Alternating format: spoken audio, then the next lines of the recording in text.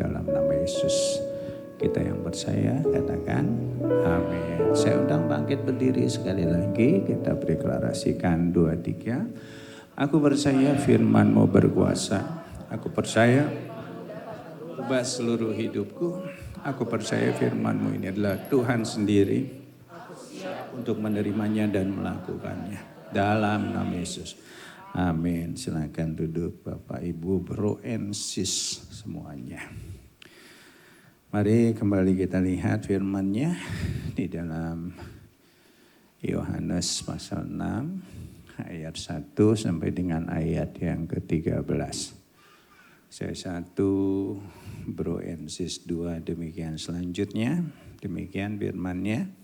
Sesudah itu Yesus berangkat ke seberang danau Galilea, yaitu danau Tiberias. Saudara 2, 3.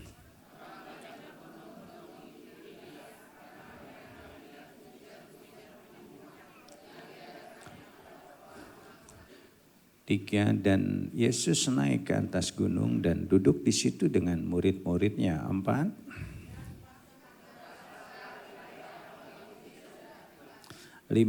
Ketika Yesus memandang sekelilingnya dan melihat bahwa orang banyak berbondong-bondong datang kepadanya, berkatalah ia kepada Filipus, di manakah kita akan membeli roti supaya mereka ini dapat makan? 6.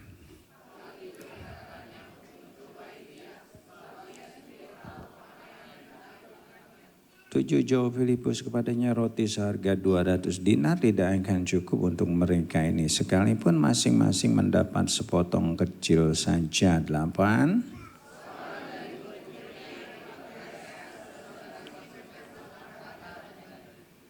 Di sini ada seorang anak yang mempunyai 5 roti jelai dan 2 ikan, tetapi apakah artinya itu untuk orang sebanyak ini? 10.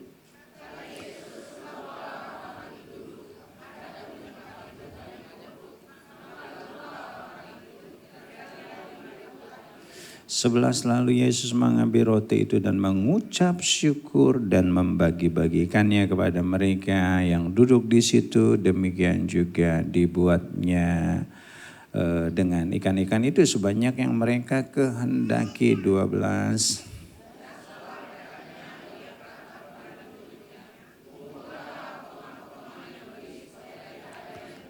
13 bersama 23, maka mereka mengumpulkannya dan mengisi 12 bangkul dengan potongan-potongan dari kelima roti jelai yang selebih setelah orang makan. Katakan amin. Bisa lihat kiri kanannya, katakan shalom. Luar biasa sekali. Minal aidin wal faizin. Mohon maaf lahir dan batin. Gimana liburannya? Enggak ada liburan ya. Saya udah tahu penyebabnya. Terlalu diberkati. Luar biasa. Nah, enak-enak liburan, dapat berita kurang bagus ya. Donald Trump ngamuk, saudara. Semua terganggu tentunya, nggak tahu yang terjadi ke depan apa, negosiasinya seperti apa. Bahkan kantor saya pun terganggu. Saya WA bos, saya pikir saya mau dikasih berkat. Dia cuma bilang, lu kurang doa sih. Ya 32% saudara dikenakan apa? Tarif, dan kebetulan kantor saya ekspor itu kurang lebih 30% ke Amerika. Pasti sangat terganggu, tapi kita nggak tahu ke depan. Tapi selalu tetap saja kita harus percaya.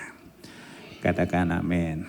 Karena tahun ini adalah tahun apa? The Great Harvest atau tahun penuaian yang besar. Kalau nggak ada tantangan, doanya kurang, saudara. Makanya harus tetap doa. Masih tetap dalam multiplication. Saya sudah sampaikan 3 poin, masih ada 2 poin tersisa. Ini saya tidak mau tinggalkan, walaupun bisa beralih ke topik yang baru, karena ini tentunya yang penting sekali buat kita semua. Karena saya rindu dikit-dikit kita itu tidak akan pernah mengalami great harvest tanpa mengalami yang namanya multiplikasi. Tapi sebelumnya kita baca dulu ayat mas kita 2-3. Lihatlah sekelilingmu dan pandanglah ladang-ladang yang sudah menguning dan matang untuk dituai. Yuk kita gunakan bukan mata jasmani kita, tetapi kita gunakan mata rohani kita. Walaupun kayaknya kelabu, suram, tapi biasanya setelah mendung itu kelabu akan turun hujan berkat. Katakan tak selamanya mendung itu kelabu. Nyatanya hari ini ya enggak selamanya mendung kelabu. Satu ayat yang mendasari saya untuk renungkan firman ini. Dan Allah sanggup melimpahkan segala kasih karunia kepada kamu. Artinya Tuhan sudah sediakan yang terbaik. Bukan 1-2, kalau di situ dikatakan segala kasih karunia-Nya. Artinya banyak hal yang Tuhan bisa berikan kepada kita. Supaya kamu senantiasa berkecukupan. Cukup aja, kalau cukupnya dari Tuhan itu jauh lebih dari cukup. Dan Tuhan kalau dia sudah memberkati enggak tanggung-tanggung. Karena di situ dikatakan bukan hanya cukup di dalam segala sesuatu, tetapi berkelimpahan. Artinya lebih dan lebih dari cukup, berkelimpahan. Nah doa saya ini terjadi juga di dalam kehidupan saudara dan saya. Supaya ke depan ini kita menjadi pribadi-pribadi yang mengalami tentunya berkat jauh lebih besar. Bukan hanya berkat jasmani tentunya, tetapi juga berkat-berkat rohani. Kok enggak amin? Kayaknya duitnya udah pada habis ya. Duit THR-nya ya. Ya luar biasa, kemarin ada yang cerita ke Puncak 4 malam. Luar biasa. Ada yang ke Ungaran. Wah, luar biasa. Ya, bermacet-macetan tapi udah healing, harusnya sih lebih bersukacita nih. Ya, tapi saya senang nih kebaktian yang ketiga. 1-2 tadi diajak baca, aduh hampir nggak kedengeran saudara. Sedikit orangnya. Tapi yang ketiga nih lebih terdengar di telinga saya. Dan saya senang, apalagi Tuhan pasti sangat senang. Tuhan bukan Tuhan yang suka memanjakan kita. Dia menyediakan berkatnya buat kita. Tetapi Tuhan juga mau ada effort, ada usaha dari kita. Berkat sudah disediakan. Artinya dari pihak Tuhan itu sudah tersedia. Nah yang Tuhan mau adalah, nah bagian kita apa? Nah ini yang penting tentunya. Supaya kita bukan jadi pribadi-pribadi yang memiliki mental ngemis saudara. Ya mental pengemis. Hanya minta, pengen diberkati tetapi tidak melakukan apa-apa. Nah gitu kita sudah belajar beberapa hal gimana sih cara mengalami pelipat gandaan. Yang pertama dari Yohanes 6 ayat 3, Yesus naik ke atas gunung. Kalau saya lihat bahwa Yesus selalu sebelum mengalami mujizat, seringkali dia naik ke atas gunung. Ini bicara tentang apa? Bahwa Tuhan itu naik ke tempat yang tinggi. Tempat yang tinggi adalah tempat Tuhan menyatakan kemuliaannya. Amin, saudara. Nah yang kemarin udah ke puncak 4 hari. itu bukan naik ke tempat yang tinggi, jalan-jalan. Yang ke Ungaran, itu jalan-jalan ke resto. Ya, naik ke tempat yang tinggi itu berbicara tentang apa? Tentang bagaimana kita mengutamakan Tuhan di dalam kehidupan ini. Ibadah kita jangan berkurang-kurang, tapi bertambah-tambah. Doa kita jangan berkurang-kurang, tapi bertambah-tambah. Amin. Pengejaran kita akan Tuhan jangan berkurang-kurang, tapi bertambah-tambah. Amin. Nah, kita lihat setelah dia naik ke tempat tinggi, selalu saja ada mujizat yang terjadi. Dan saya yakin kalau kita juga ingin mengalami keseharian yang dipenuhi dengan mujizat ilahi. Mujizat itu enggak selalu dalam bentuk tiba-tiba kita sembuh, tiba-tiba kita diberkati berlimpah-limpah. Kita bisa menikmati hidup ini aja udah mujizat. Amin, saudara. Kita bisa bekerja itu juga mujizat. Ya, kita bisa memiliki usaha itu juga mujizat ilahi. Nah, dari situ kalau kita terus ada di dalam Tuhan, saya yakin apa yang kita lakukan, kita kerjakan tidak akan pernah sia-sia. Akan selalu diikuti oleh berkat-berkat yang lain. God first yang pertama, yang kedua kita juga sudah belajar kapan mujizat itu terjadi ketika Tuhan kalau di dalam firman-Nya selalu ada kata-kata tergeraklah hati Yesus oleh belas kasihan. Ketika Tuhan menyembuhkan 2 orang buta, diawali dengan tergeraklah hati Yesus oleh belas kasihan. Ketika Tuhan juga menyembuhkan orang yang sakit kusta, selalu diawali tergeraklah hati Yesus oleh belas kasihan. Begitu juga ketika Tuhan membangkitkan seorang anak muda yang mati, tergeraklah hati Yesus oleh belas kasihan.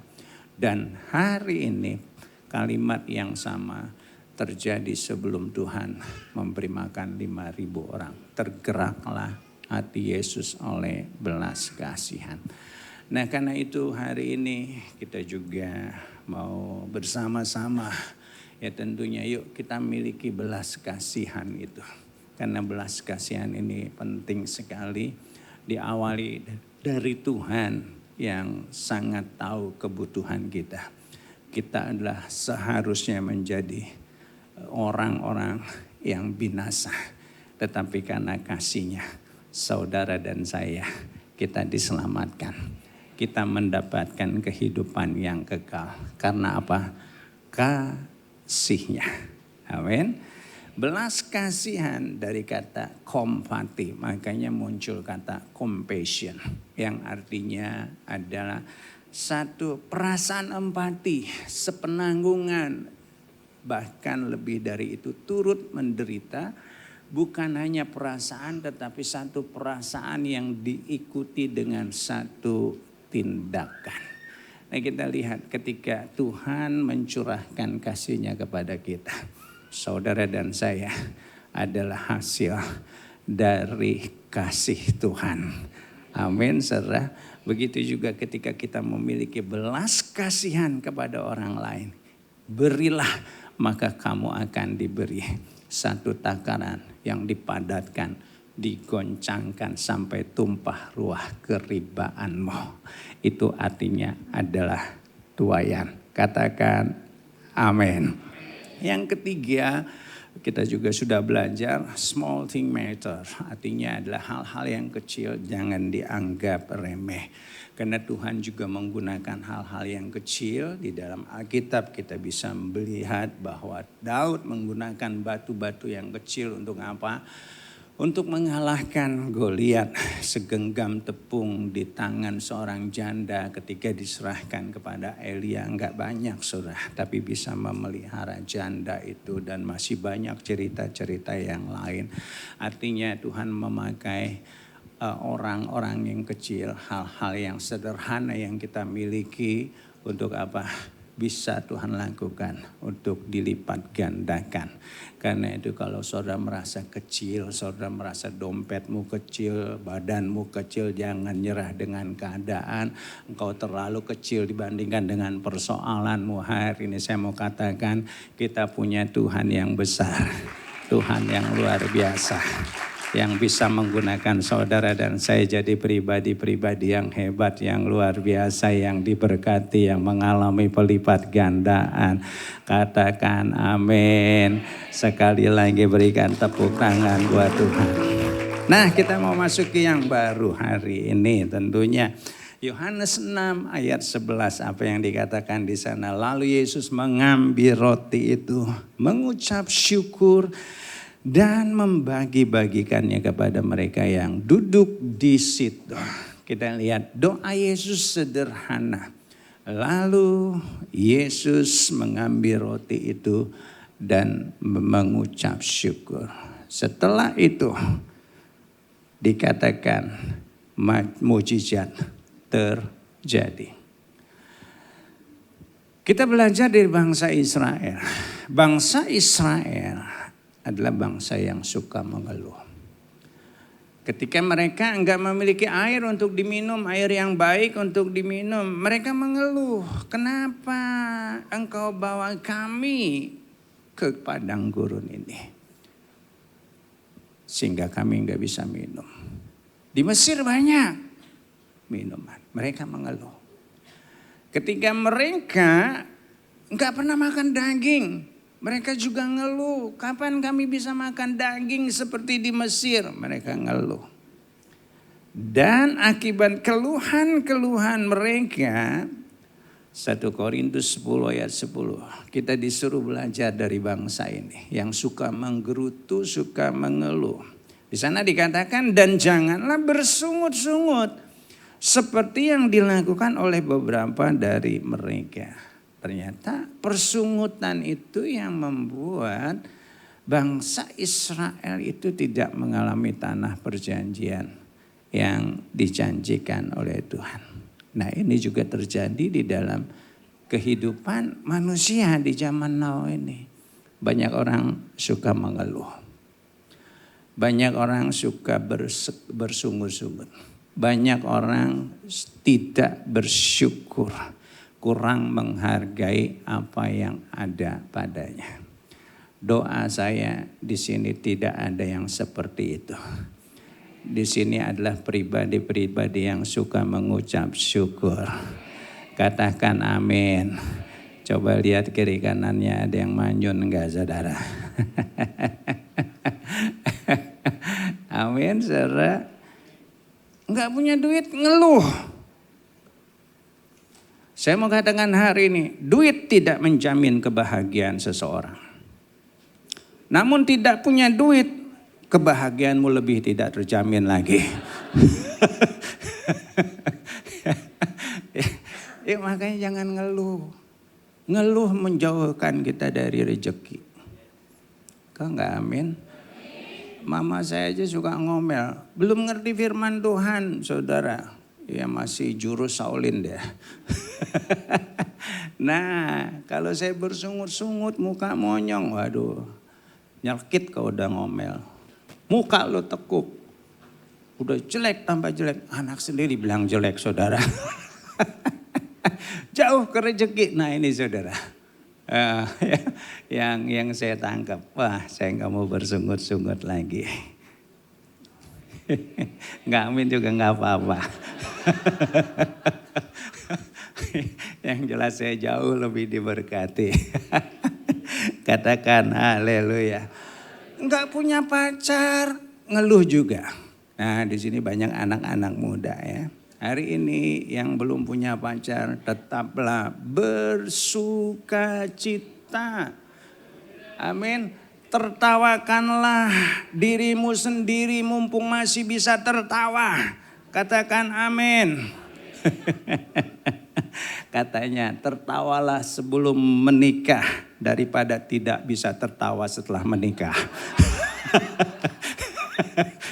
Karena banyak orang gak bisa ketawa setelah menikah. Ampun Tuhan, ternyata cobaannya lebih berat. Ya, tetap bersyukur anak-anak muda. Katakan amin.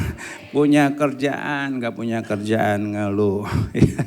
Jadi jemaat ngeluh juga. Jadi pelayan Tuhan ngeluh juga. Kapan bersuka citanya?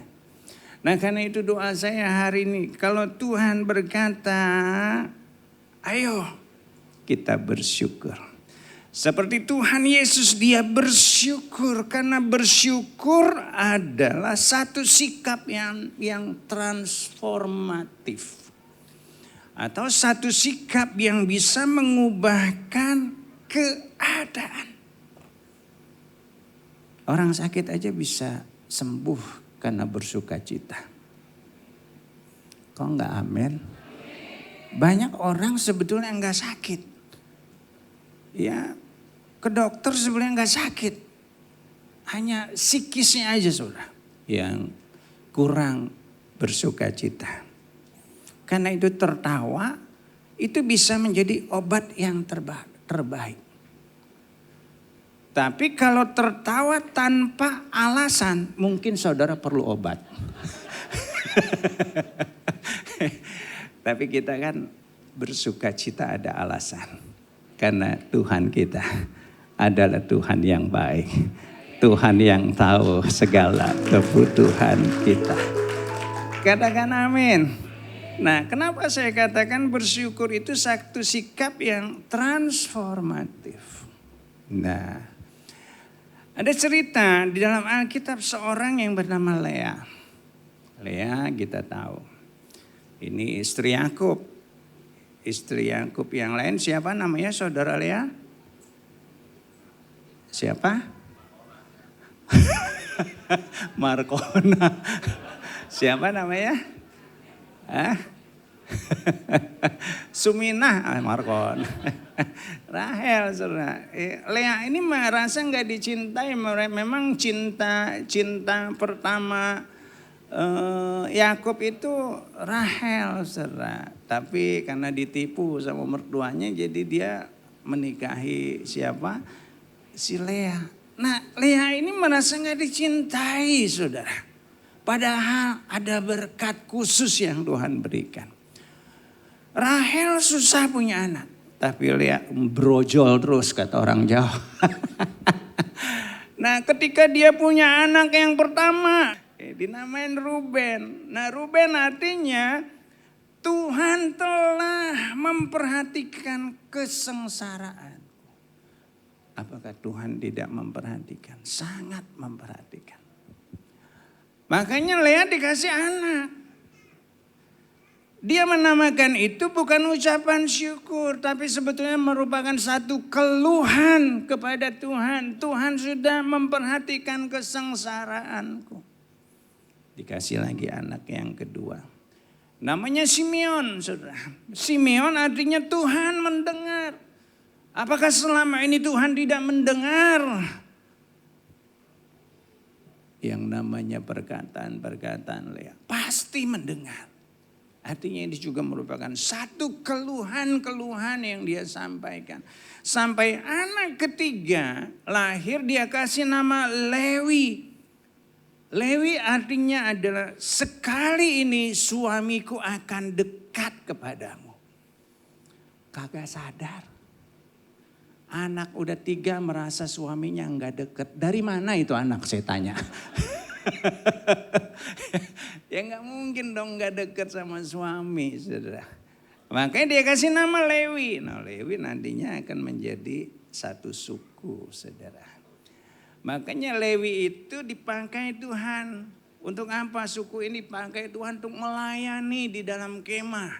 Orang yang dekat dengan Tuhan. Lewi, saudara. Artinya dekat. Nah, perubahan terjadi ketika apa? Ketika dia memiliki anak yang keempat, dia sadar bahwa dia harus bersyukur. Makanya anaknya dinamain Yehuda, yang artinya adalah pujian.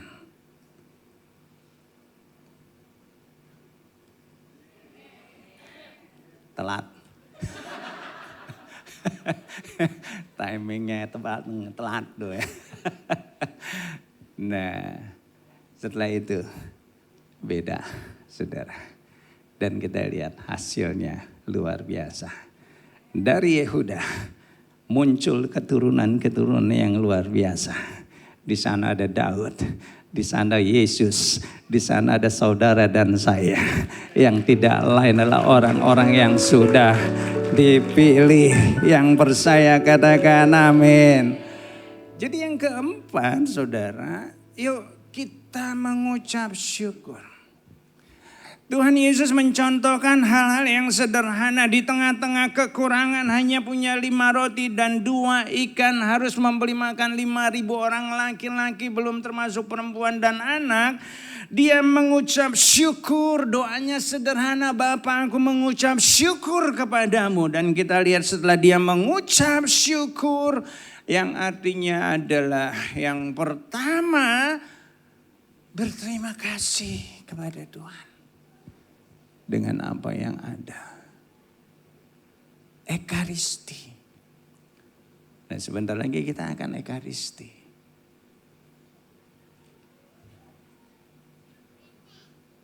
Kita makan roti dan anggur, pengucapan syukur. Arti yang kedua ada eulogio, yang artinya adalah speak well, praise. Memperkatakan hal-hal yang baik. Kata grace atau anugerah itu dari kata gratia, di mana muncullah kata gratitude itu, yang artinya adalah anugerah. Katakan bersama saya, anugerah. Sekali lagi katakan bersama saya, anugerah.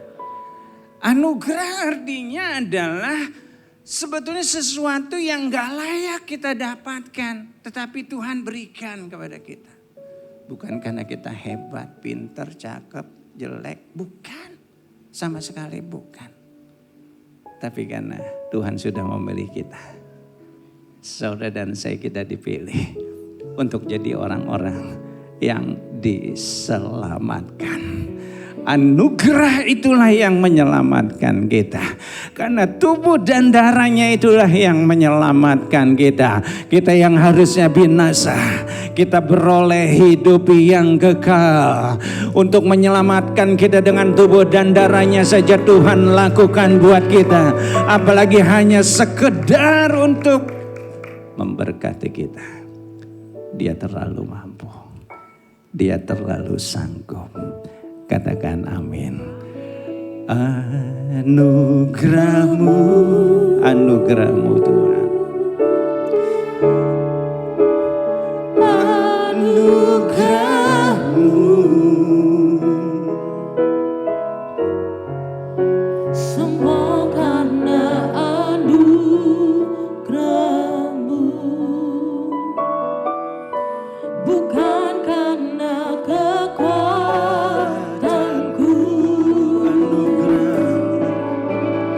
Anugerahmu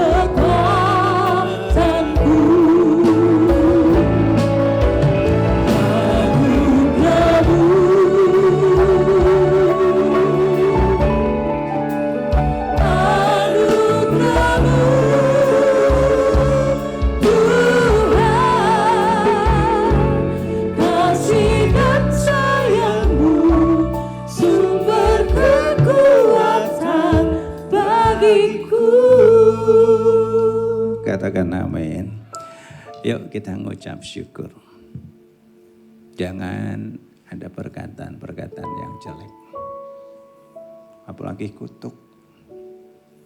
Tapi biarlah kita lebih suka perkataan pujian. Amin. Lebih suka pujian atau hujatan. Kalau saya sukanya hajatan. Karena di sana ada pesta sukacita. Amin. Yuk kita buang hujatannya. Kita jadikan, kita ganti dengan hajatan. Yang ada pujian-pujiannya. Katakan amin. Nah, kenapa sih kita harus mengucap syukur? Ternyata mengucap syukur itu memberikan kita kesehatan jasmani. Hati yang gembira adalah obat yang manjur. Mengucap syukur juga memberikan kita keselamatan roh. 10 orang kusta yang disembuhkan hanya 1 yang kembali. Dan Tuhan berkata, pergilah ketika dia mengucap syukur yang 1 ini. Pergilah, imanmu menyelamatkan engkau. Amin. Ternyata ucapan syukur itu memberikan keselamatan. Ucapan syukur juga bisa membangkitkan yang mati. Seperti tadi saya katakan, Yesus membangkitkan seorang janda, seorang anak muda, seorang janda di Nain. Doa Yesus sederhana sama. Bapak, aku mengucap syukur. Nah, hari ini yang mati apa? Mungkin saudara berkata, Pak, dompet saya nggak pernah berkembang. Mati. Mungkin saudara berkata, Pak, hubungan keluarga mati. Atau pekerjaan usahamu mati. Yuk jangan ngeluh. Kita berkata, anugerahmu. Amin. Anugerah Tuhan. Udah ya nyanyi mulu belum kelar nih.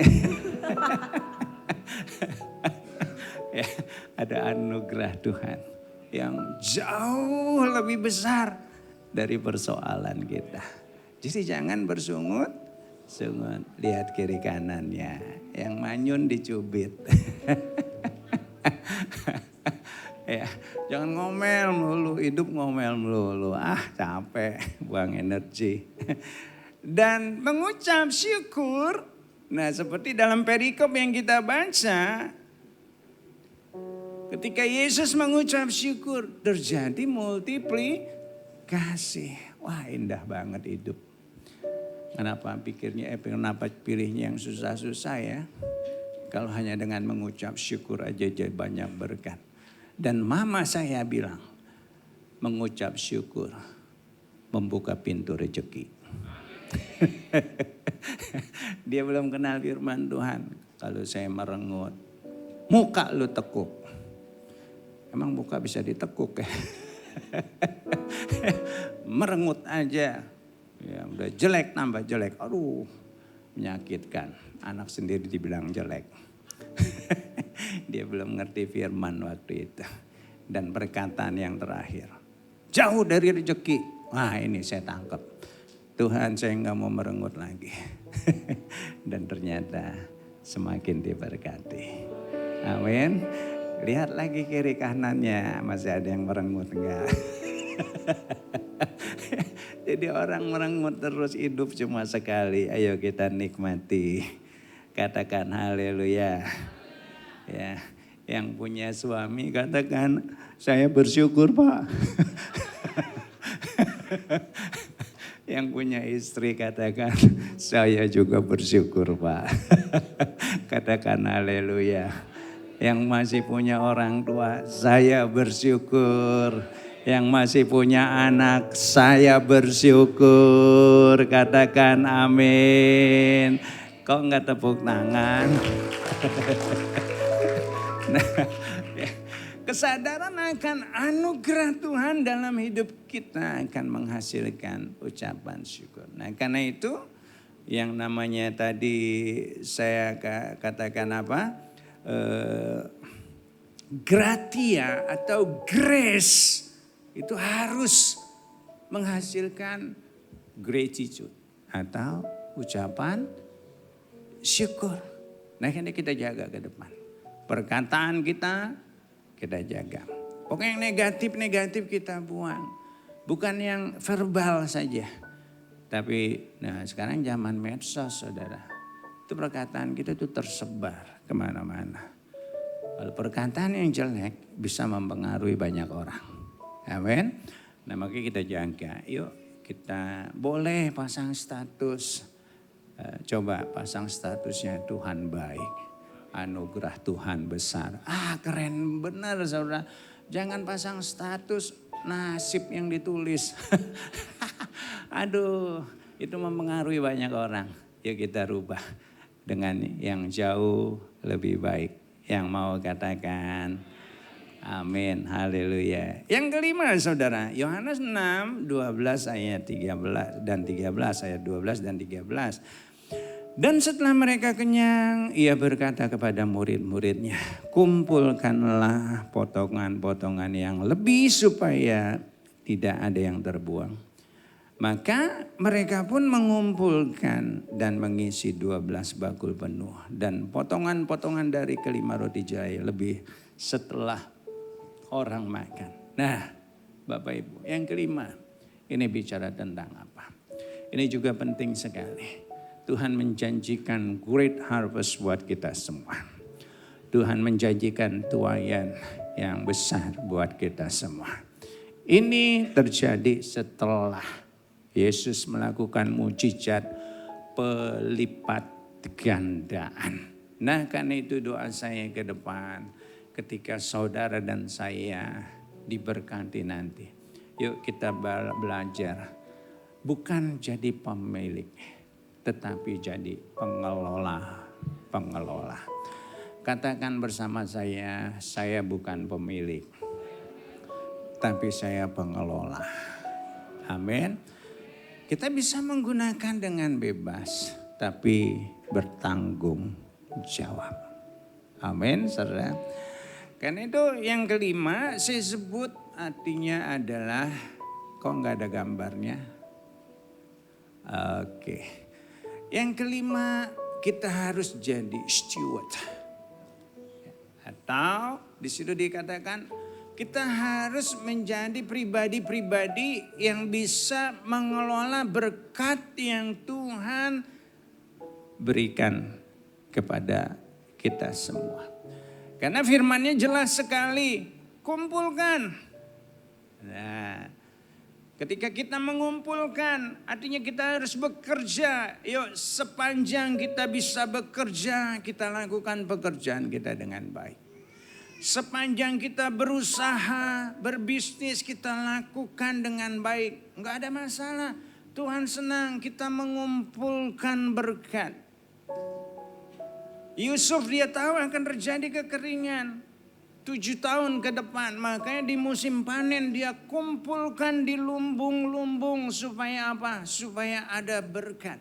Tuhan, kita adalah Tuhan yang juga kalau di situ dikatakan jangan ada yang terbuang. Artinya adalah jangan boros. Yuk kita tata pengeluaran kita sebaik-baiknya di masa-masa sulit seperti ini.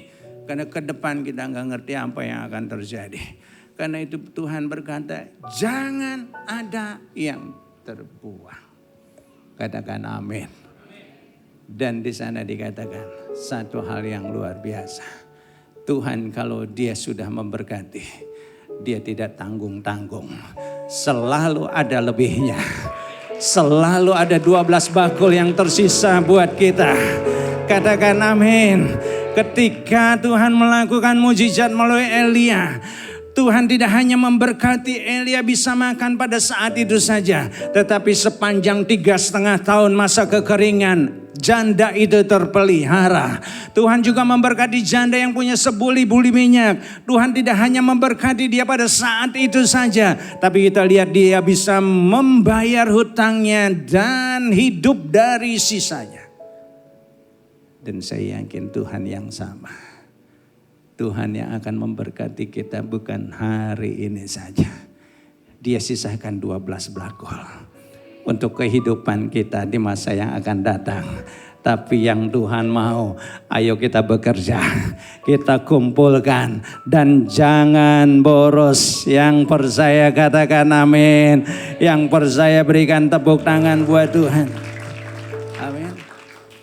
Perbedaan orang kaya dan orang-orang kelas menengah dan baru kaya. Saya baca satu artikel.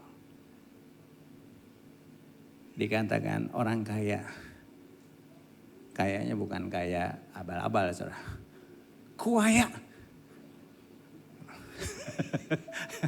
Artinya sangat kaya. Wah, ya, seperti konglomerat lah orang-orang terkaya di dunia.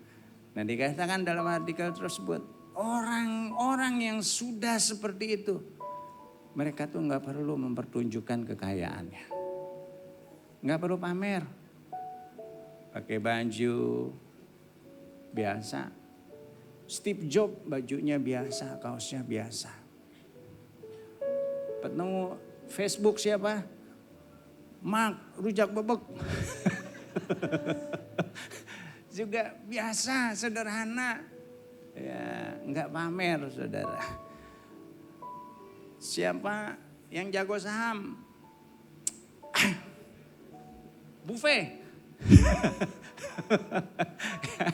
Ya, rumahnya masih sederhana, mobilnya masih sederhana. Lokeng Hong saya baca lihat nggak bawa mobil keren, biasa aja mobilnya, saudara. Saya kalau nggak dibeliin bos mobil baru, kayaknya nggak beli mobil baru, biasa aja. Karena dibeliin ya terima dong, nggak terima bodoh itu. Bukan bodoh, goblok. Biasa-biasa, nggak perlu pamer, saudara. Tapi orang yang baru kaya ini yang sering flexing, saudara. Nah, karena itu yuk kita belajar dari jagung. Walaupun bijinya banyak, dibungkus sama dia. Jangan kayak jambu monyet, bijinya cuma satu dipamerin.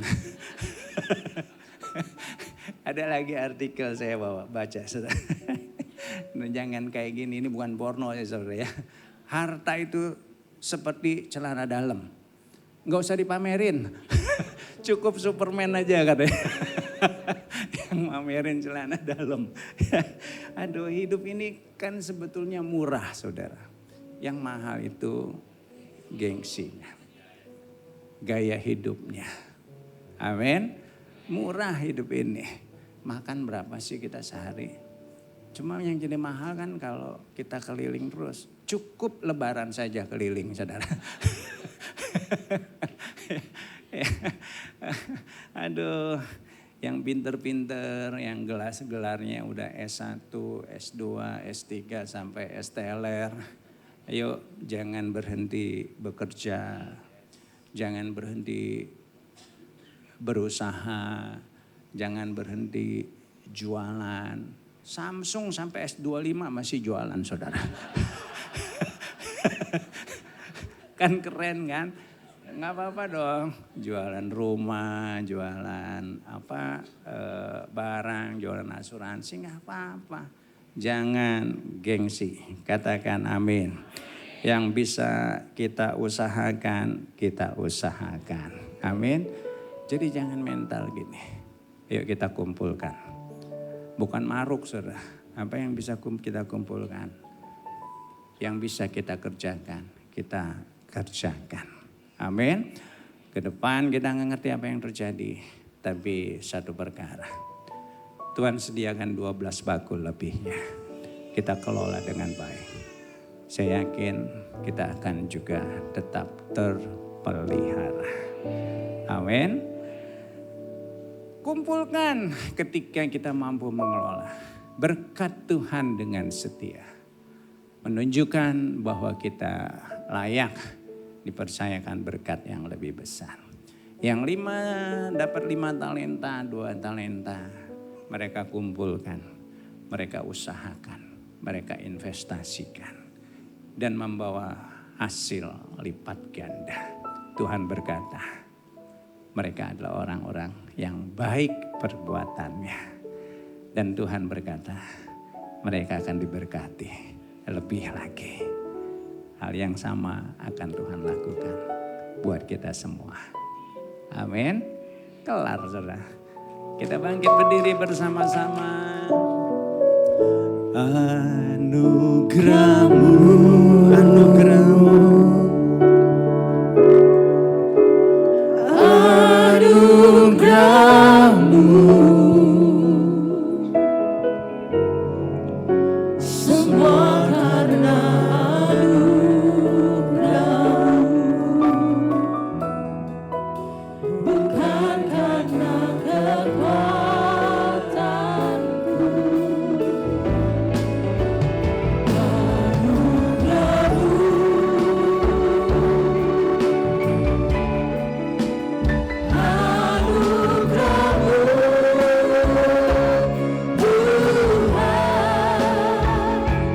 Kasih dan sayangmu, sumber kekuatan bagiku.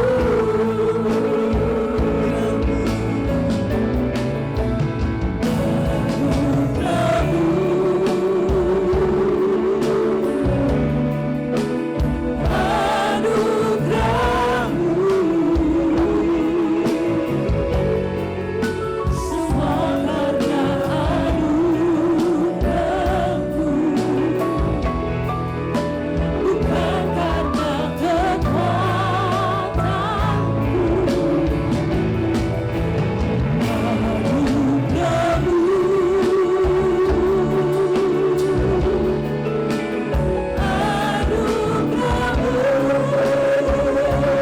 kekuatanku. Kasih dan sayangmu, sumber kekuatan bagiku. Kita bersandar dulu sejenak. Belajar dari Paulus. Dia berkata, kukatakan ini bukan karena kekurangan. Sebab aku telah belajar mencukupkan diri. Dalam segala keadaan. Aku tahu namanya kekurangan. Begitu juga kelimpahan. Di dalam segala perkara tidak ada sesuatu yang rahasia bagiku. Baik dalam hal kenyang maupun dalam hal lapar. Baik dalam kelimpahan maupun dalam hal kekurangan. Dia belajar mencukupkan diri. Ketika dia ada di tengah persoalan yang berat, dia enggak mengeluh, dia enggak bersungut-sungut. Tapi ada satu perkataan yang indah yang keluar dari mulutnya. Segala perkara dapat aku tanggung di dalam Dia. Karena dia tahu ada anugerah Tuhan yang terus menyertainya. Anugerah yang jauh lebih besar dari persoalan yang dia hadapi. Hari ini kita belajar. Buang segala persungutan, keluhan. Bukankah ada grace, anugerah yang begitu besar?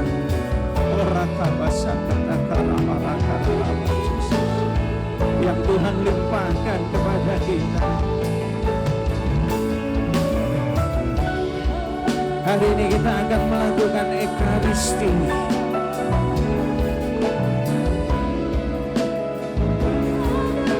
Perjamuan duduk sehidangan dengan Tuhan. minum roti dan anggur, pengucapan syukur. Dia mengingatkan kita akan anugerah-Nya yang besar, sehingga Tuhan Dia mengorbankan tubuh darahnya buat kita. Orang kabar kalau yang terbaik saja Tuhan berikan buat kita, apalagi hanya sekedar untuk menolong kita. Dia terlalu sanggup. Dia terlalu mampu. Dia terlalu bisa.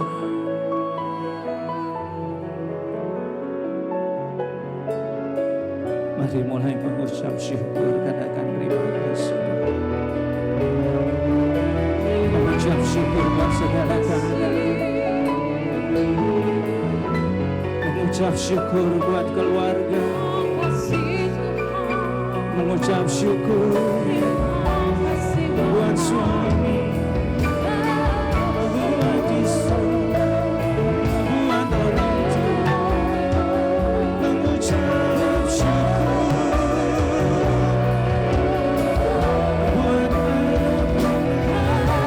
Mengucap syukur buat pekerjaan, buat usaha, buat tubuh. Kami mengucap syukur buat pelayan. Kami mengucap syukur. Terima kasih. Sebab apa yang telah kuteruskan kepadamu telah aku terima dari Tuhan, yaitu bahwa Tuhan Yesus pada malam waktu Ia diserahkan, Dia mengambil roti. Mari angkat roti. Dan sesudah itu Ia mengucap syukur atasnya.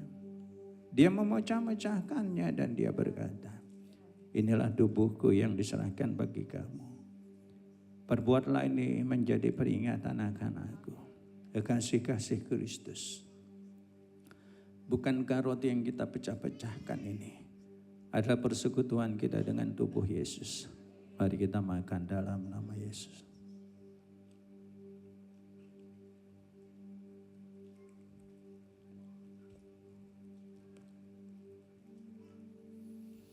Demikian juga Dia mengambil cawan. Mari angkat cawan. Lalu Dia berkata, cawan ini adalah perjanjian baru yang dimeteraikan oleh darahku. Perbuatlah ini setiap kali kamu meminumnya, menjadi peringatan akan aku. Kasih-kasih Kristus, bukankah anggur yang ada dalam cawan ini adalah persekutuan kita dengan darah Yesus? Mari kita minum dalam nama Yesus.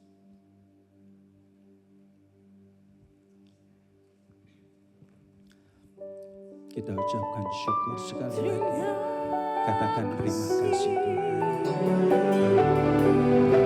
Terima kasih. Terima kasih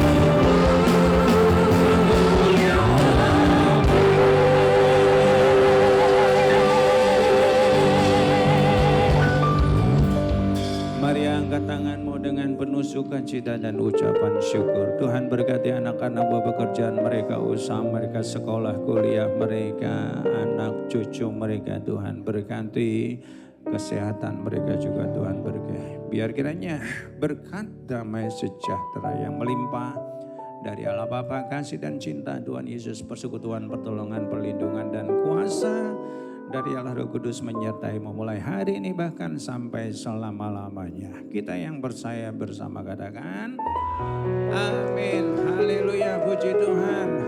Selamat hari Minggu.